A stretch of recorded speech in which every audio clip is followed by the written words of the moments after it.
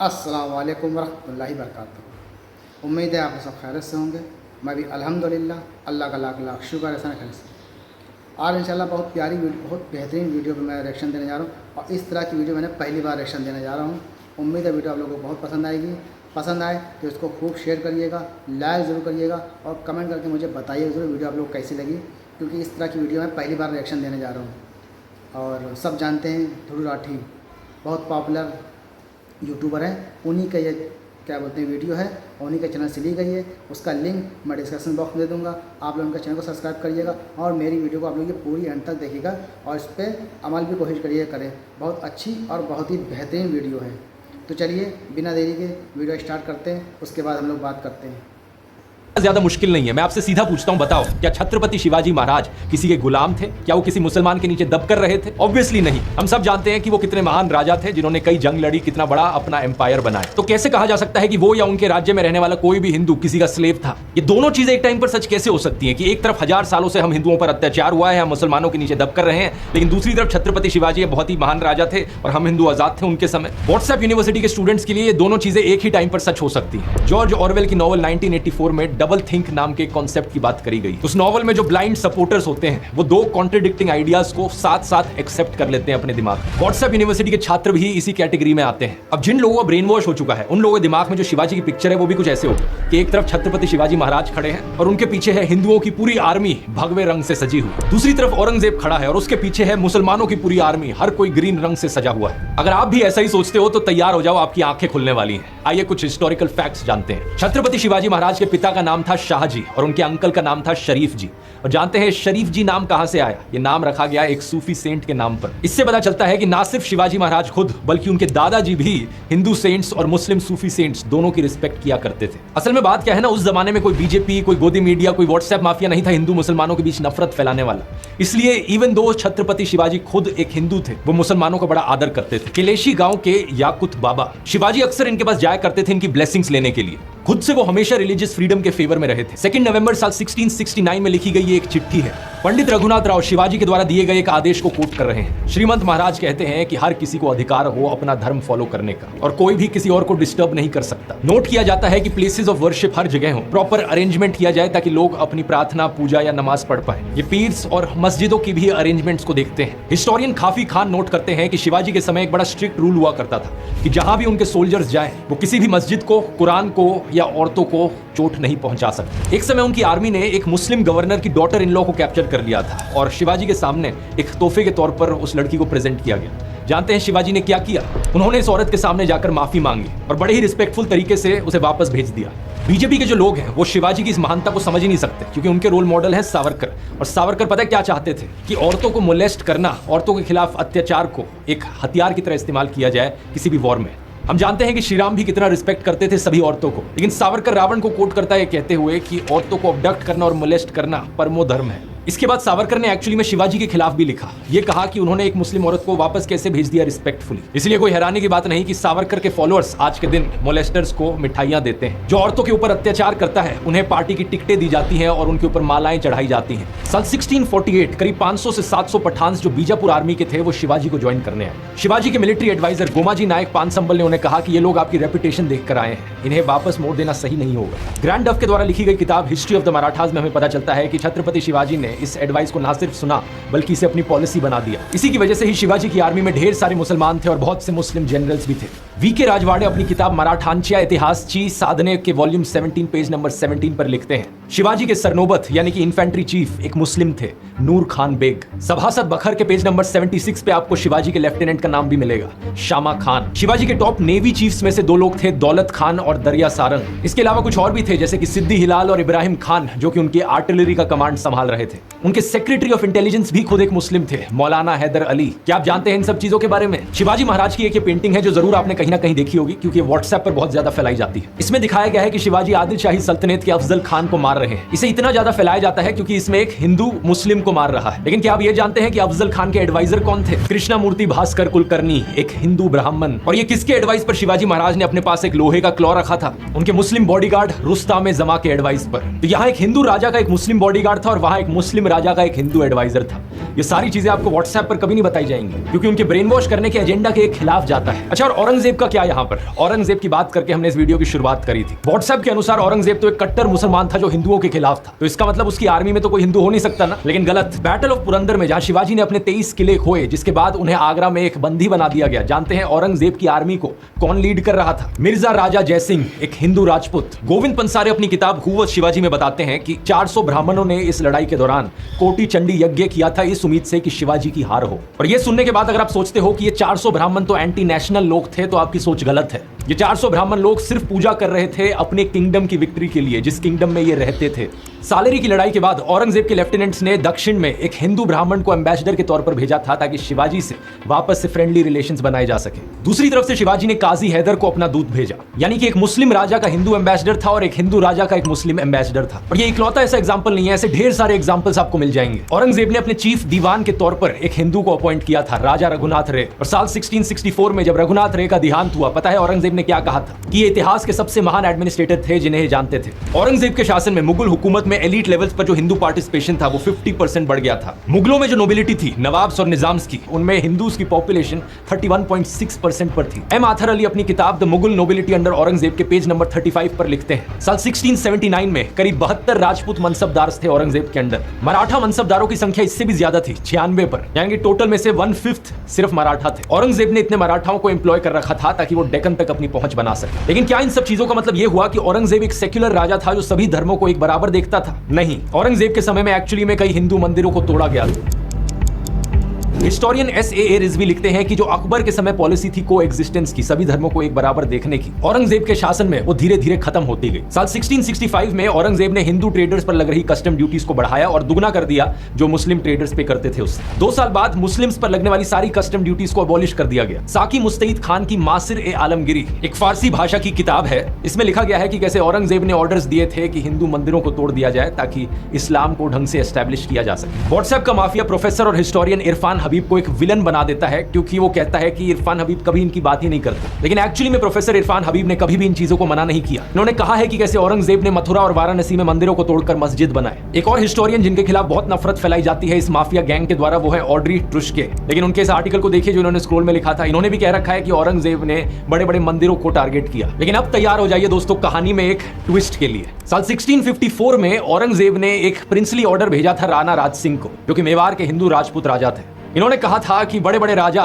ईश्वर की परछाई होते हैं और हर राजा को इस बात पर ध्यान देना चाहिए कि हर मजहब के लोग उसके शासन में शांति से रहें, प्रॉस्पेरिटी में रहें। एकदम इन्होंने वक्त बदल दिया, जज्बात बदल दिए, जिंदगी बदल दी। इसी चिट्ठी में इन्होंने हर उस राजा के खिलाफ लिखा जो तासुब करता है, बिगिट्री करता है, किसी भी भगवान की जगह को तबाह करके। इन्होंने लिखा कि जब ये सत्ता में आएंगे तो इन सारी अन इस्लामिक प्रैक्टिसेस को होने से रोक देंगे। इतना ही नहीं, आगे सुनो। औरंगजेब ने अपने आप को राजा घोषित किया 31 जुलाई साल 1658 को और फरवरी 1659 में उसने एक फरमान भेजा बनारस में। इस फरमान में लिखा था कि उन्हें पता चला है कि कुछ हिंदू लोगों को यहाँ पर हरास किया गया है, स्पेशली कुछ ब्राह्मण लोग जो यहाँ पुराने पुराने मंदिरों में बैठे हुए हैं। इन्होंने इस फरमान में लिखा कि सभी ऑफिशियल्स को ऑर्डर किया जाता है कि कोई भी इस जगह में डिस्टर्बेंस नहीं फैलाएगा, ना किसी ब्राह्मण ना किसी हिंदू पर कोई चोट आनी चाहिए। ये कोई एक दो ऐसे इंसिडेंट्स नहीं है, काफी है। साल 1687 में औरंगजेब ने बनारस के एक घाट पर खाली जमीन पर ऑर्डर किया कि यहाँ पर घर बनाए जाएं पायस ब्राह्मण्स और होली फकीर्स के लिए। साल 1680s में औरंगजेब ने एक रिलीजियस डिस्कशन करी बैरागी हिंदू शिव मनगलदास महाराज के साथ और तोहफों की उन्होंने बरसात करी। साल 1691 में चित्रकूट में एक बालाजी मंदिर को सपोर्ट करने के लिए उन्होंने महंत बालक दास निर्वाणी को जमीन दी, टैक्स फ्री, और 8 गांव दिए। लिस्ट बहुत लंबी है। इलाहाबाद, वृंदावन, बिहार, अलग अलग जगहों पर औरंगजेब ने मंदिरों को बनाने के लिए जमीन दी या लोगों को बढ़ावा दिया कि वो मंदिर बनाए। सेम पॉलिसी हिंदुओं के लिए ही नहीं बल्कि जैन्स के लिए भी एक्सटेंड करी गई। लेट 1650s में औरंगजेब ने जमीन दी शत्रुंजिया, गिरनार और माउंट अबू की जगहों पर। ये सारी जैन पिलग्रिमेज डेस्टिनेशन है गुजरात में। ये सब सुनकर दोस्तों आप थोड़ा कंफ्यूजन में आ रहे होंगे कि एक तरफ औरंगजेब मंदिरों को तोड़ रहा था लेकिन दूसरी तरफ मंदिर बनाने के लिए ये जमीन दान कर रहा था। ये कैसे हो सकता है? औरंगजेब एक कम्युनल राजा था या एक सेक्युलर राजा था? इस सवाल का जवाब ढूंढने में मैं आपकी थोड़ी मदद करता हूं। आप मुझे ये बताओ, बीजेपी पॉलिटिशियन नरेंद्र मोदी क्या ये एक कम्युनल पॉलिटिशियन है या ये एक सेक्युलर पॉलिटिशियन है? टाइम्स ऑफ इंडिया के एक आर्टिकल में एमिनेंट हिस्टोरियन हरबंस मुखिया नरेंद्र मोदी को एक मॉडर्न पैरेलल बुलाते हैं औरंगजेब का। ऐसा इसलिए क्योंकि नरेंद्र मोदी और औरंगजेब के बीच में बहुत सारी सिमिलैरिटीज हैं। सबसे पहले तो दोनों का जन्म गुजरात में हुआ था। मोदी का जन्म वडनगर में हुआ था और औरंगजेब का जन्म दाहोद में हुआ था। दूसरा, नरेंद्र मोदी खुद को फकीर बताते हैं, कहते हैं कि 30 सालों तक वो भिक्षा पर जिए हैं। मैं 35 साल तक भिक्षा मांग करके खाया हुआ। औरंगजेब भी खुद को एक साधु की तरह बताता था। कहा जाता है कि औरंगजेब ने शुरुआत में अपने पैसे कमाए कुरान की कॉपियां बनाकर और नमाज की टोपियों की स्टिचिंग करके। तीसरा, दोनों के दोनों सत्ता के बड़े भूखे थे और इस सत्ता के लालच में आकर दोनों ही कभी कम्युनल बन जाते, कभी सेक्युलर बन जाते, डिपेंडिंग अपॉन द सिचुएशन। मैं अपने मन से बनाकर नहीं बोल रहा इन चीजों को, इन आर्टिकल्स को देखो। नरेंद्र मोदी इस्लाम की प्रशंसा कर रहे हैं कि इस्लाम पीस और हार्मनी का मैसेज फैलाता है। पीएम मोदी कहते हैं कि मुसलमान यूथ के लिए उनका एक विजन है, एक हाथ में कुरान हो और दूसरे हाथ में कंप्यूटर हो। पीएम मोदी कहते हैं कि मालदीव्स के आइकॉनिक फ्राइडे मस्जिद की कंजर्वेशन में इंडिया मदद करेगा। पीएम मोदी बीजेपी वर्कर्स को एडवाइस देते हैं कि प्लीज एंटी मुस्लिम रिमार्क्स मत फैलाओ। इन ट्वीट्स को भी देखिए। पीएम मोदी ईद पर बधाई देते हैं, कहते हैं प्रॉफिट मोहम्मद की टीचिंग्स को हमें फॉलो करना होगा।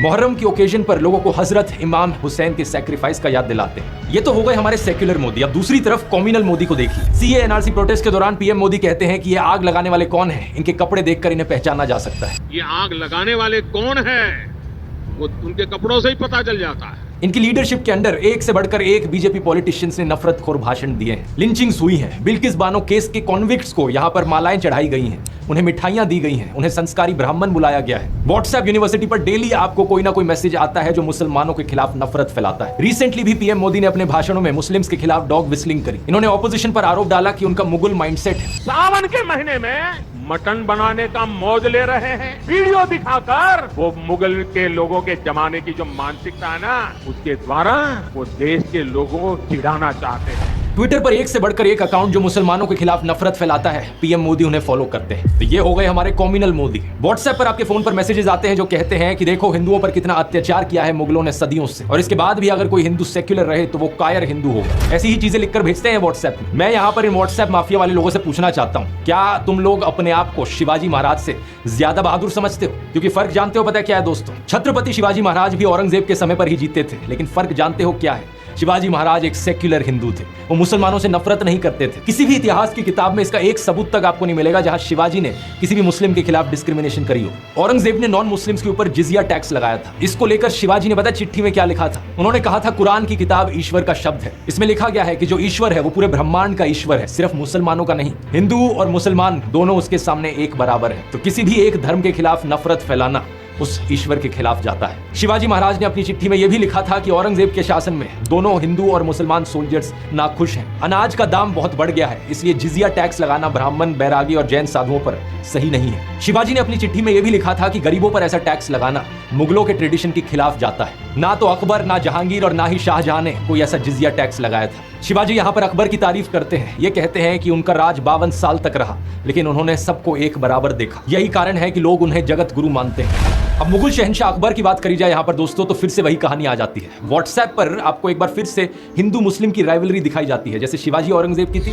यहाँ पर अकबर और महाराणा प्रताप के बीच एक हिंदू मुस्लिम राइवलरी दिखाई जाती है, दिखाने के लिए कि देखो हिंदू वर्सेस मुस्लिम, ये था हमारा इतिहास। लेकिन फिर से एक बार व्हाट्सएप के बाहर अगर आप नजर डालोगे असली इतिहास पर, आपको दिखेगा इस बात में रत्ती भर भी सच्चाई नहीं। इस स्टैचू को देखिए, यह है अफगान के पठान हकीम खान सुर, शेर शाह सूरी के एक डिसेंडेंट। ये एक मुस्लिम वॉरियर है जो बड़ी महानता से महाराणा प्रताप की साइड पर लड़े थे और इन्होंने अपनी जान खोई थी हल्दी घाटी की लड़ाई में। दूसरी तरफ अकबर के पास थे हिंदू जनरल राजा मान सिंह और उनकी आर्मी में ढेर सारे राजपूत सोल्जर्स। व्हाट्सएप पर आने वाले मैसेजेस आपको कहानी सुनाते हैं कि कैसे औरंगजेब के समय में विश्वनाथ मंदिर को तोड़ा गया, लेकिन जो वो आपको नहीं बताते वो ये कि इस मंदिर को बनाया किस समय गया था? अकबर के शासन में। इसे बनाया गया था राजा मान सिंह के सुपरविजन में। अगर एक मुगल शहंशाह ने इस मंदिर को तोड़ा तो दूसरे मुगल शहंशाह ने इस मंदिर को बनाया भी। प्रधानमंत्री मोदी की सरकार ने भी अकबर को एडमायर किया था अपनी G20 की किताब Bharat the mother of democracy में।